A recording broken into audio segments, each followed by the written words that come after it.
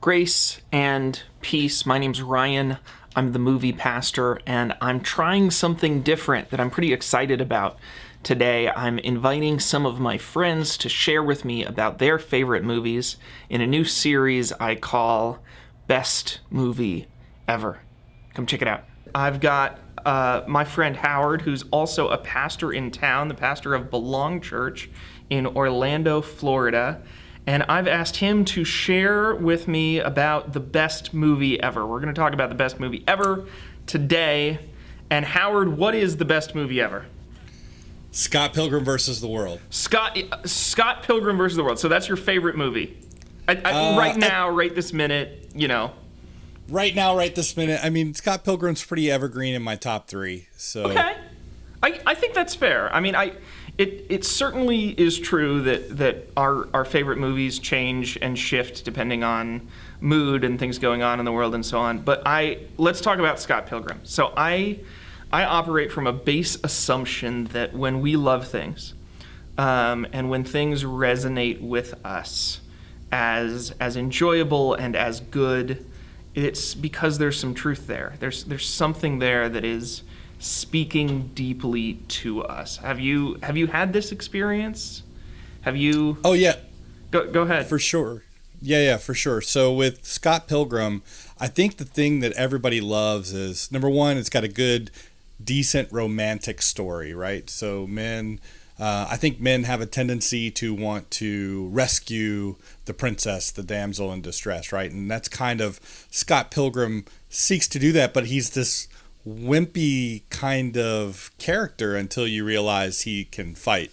And then it becomes a story of kind of like he's the underdog. He's fighting 7 evil exes to get to Ramona. And we all, again, loving the romantic side of it and then siding with the underdog. I mean, we're cheering for Scott Pilgrim, right? Yeah. Well, let me go into that a little bit because I've got a couple of questions. First, let's talk about this romantic piece. I think that because my first question usually when I'm engaging a movie is like, what's the movie about, right? Like, what's the theme? What's the meaning of the movie? And I would say this movie is probably a movie about love. Would you agree with that? Like, it's about romance. Yeah, I think the romantic piece is definitely center stage to the plot. Okay. And yet, for a movie about romance, it seems to me has a really pretty low view of romance. That's fair. Throughout the movie, and I just rewatched this movie because I had to get ready and sound smart to talk about it.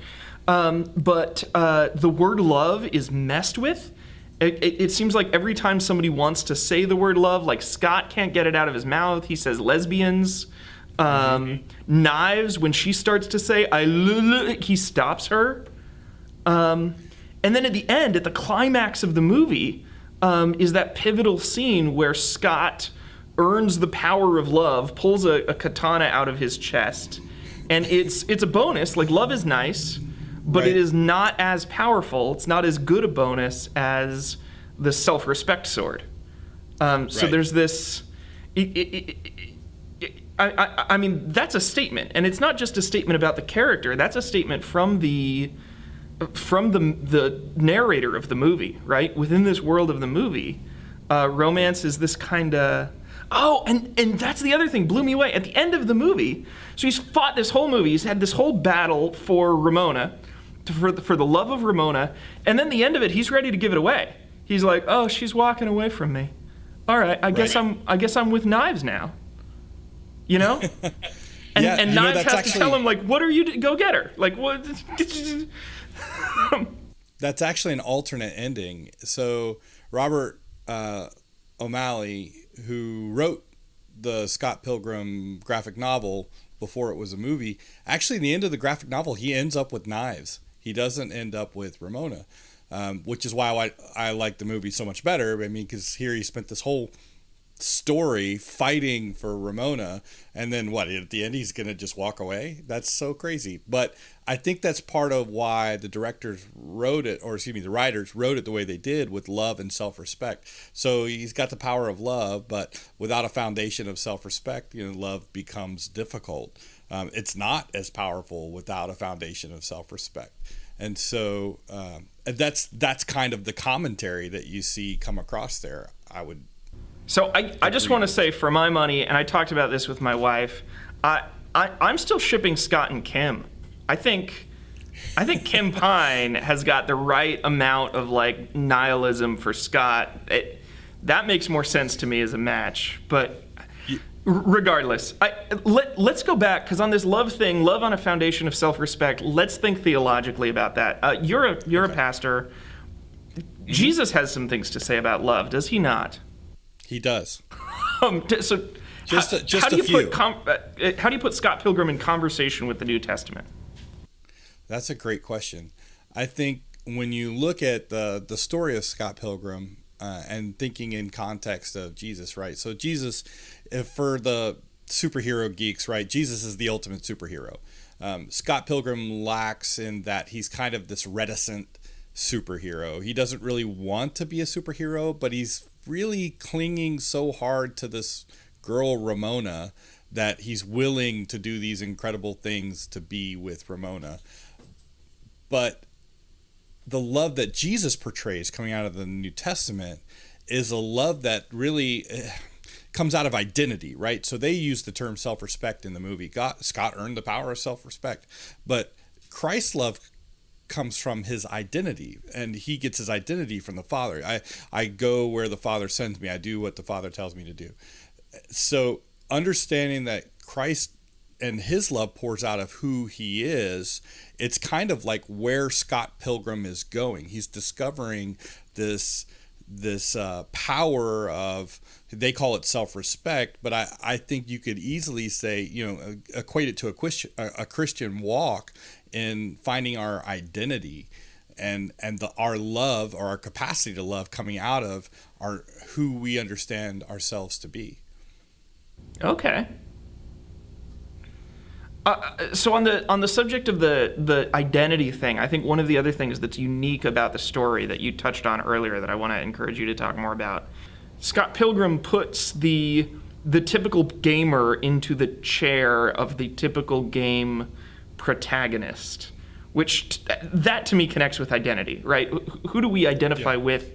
In what do we see ourselves, and in what way? Am I making sense? Talk to me about that if you've got thoughts on it. Yeah, absolutely.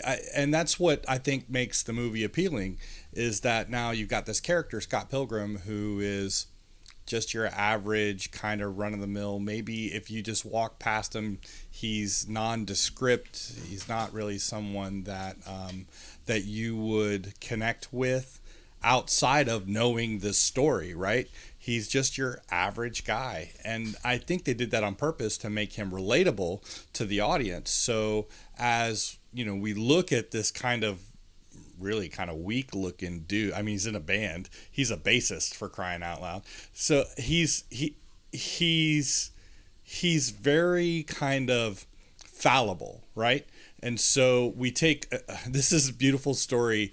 This is why people love Spider-Man. This is why people love that kind of story, where you take someone who's just an average, ordinary person and you put them in an extraordinary circumstance, and their character shines through the cover, right? It shines through what we see on the outside. And I think that's what makes Scott Pilgrim so appealing. The character that shines through. Right. The idea that, if you took, so me narrating from the perspective of an audience member, right? If you took me and you put me in this extraordinary circumstance, I'd like to believe that my character, the goodness inside me, would shine through. But that's kind of the opposite thinking of what we know of humanity from the Bible, right? It's kind of like, well, guess what? If we put you in extraordinary circumstance, the flesh says that it won't shine through. What will shine through is, you. So without God, it becomes difficult. You can do good things, but, Paul says, of course, the dirty rags comment about our good deeds. So even though we all want to be that person that gets stuck into an extraordinary circumstance, and we rise to the occasion, right? We meet that occasion. It's not always that way, but this is how we romanticize those stories. Mm-hmm. Well, and for Scott Pilgrim, I'm not sure he does come through smelling like a rose.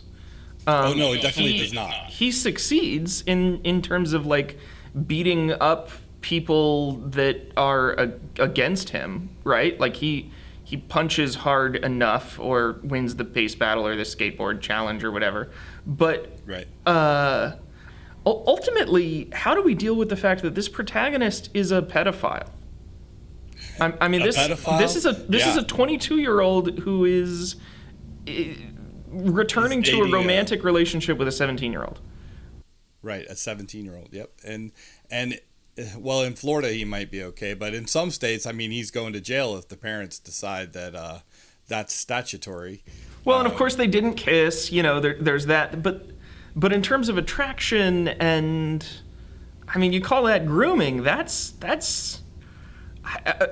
independent of legal ground. That's pretty rough moral ground, no?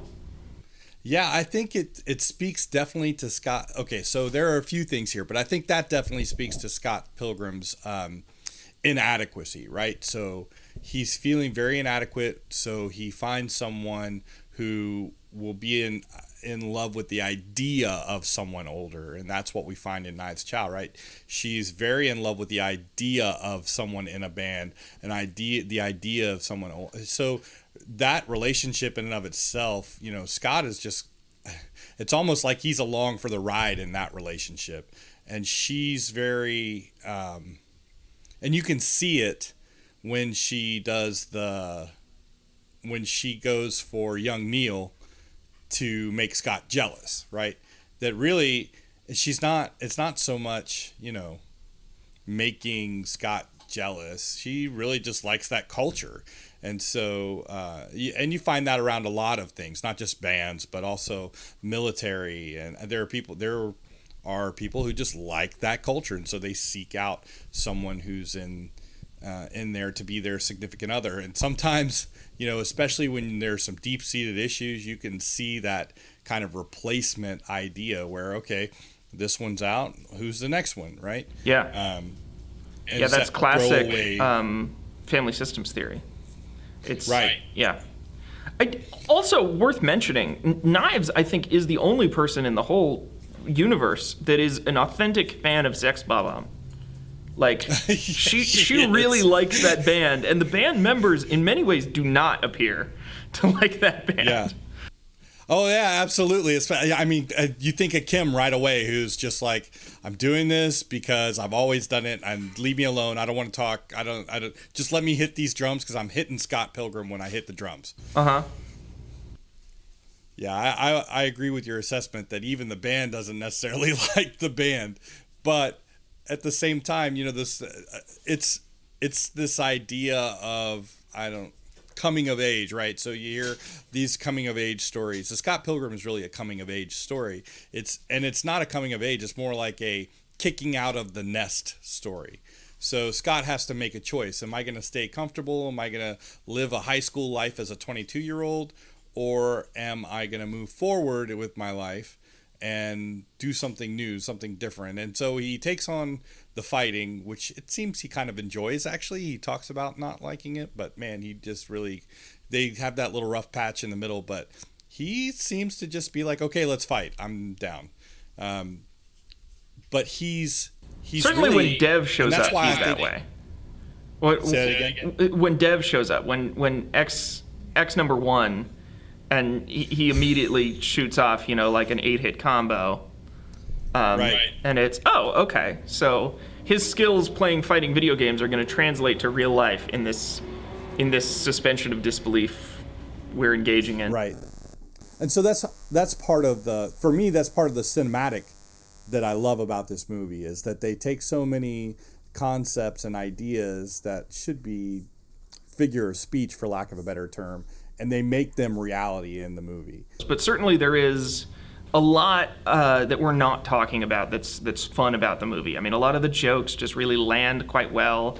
It's Edgar Wright. He's amazing at visual humor and just slipping in gags that don't detract from the story.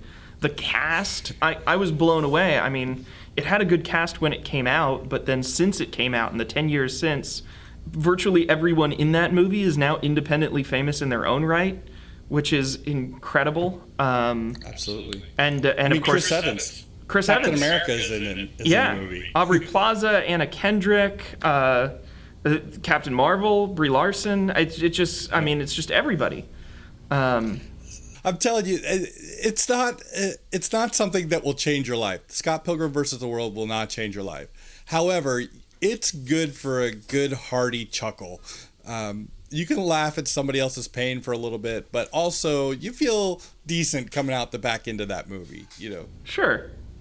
And in a lot of ways, that's what we go to the movie theater for, is to feel decent. There are movies that are great, that are extremely high quality, that are kind of like Ex-Girlfriends, as Dimitri Martin would say. I liked it at the time, but I don't want to see it again. Right. That's very accurate. Yes. Like Schindler's List. Man, that thing's so great. Not any fun at all. I don't want to watch it again. I loved it. Yeah. I saw it in the theater. Like, they had to change the reels in the middle of the movie. Mm-hmm. But I don't want to put myself through that emotional ringer again. Yeah. Well, hey, we're drawing to a close, but I just want to give some space here in case people have been listening to you. They got a feel of your personality and the kind of the way you express things, and they want more of the salter. Where else can they go to get salted? Assaulted? Yeah, thanks for dropping the A off of that. I appreciate that. So I'm actually the pastor of a church, believe that or not. I'm the pastor of Belong Church here in College Park. You can check us out at ibelongchurch.com. I'm also the DJ, the only DJ on a local, I call it hyper-local radio station, collegeparkradio.com. You can check out my morning show from 9 to 10 a.m. every weekday. And the links to those two things will be down in the doobly-doo if you're looking for them. Thank you, Howard. It's been a pleasure to talk to you about the best movie ever. Thanks for having me on. Well, that was our discussion. I hope you enjoyed it for Best Movie Ever. If you are a pastor or a spiritual leader and you would like to share about your favorite movie with me and have a discussion like this one shared on the internet, please contact me. I would love to set that up. And in the meantime, you can check out some of my other movie pastor videos up and around here. Thank y'all. Bye.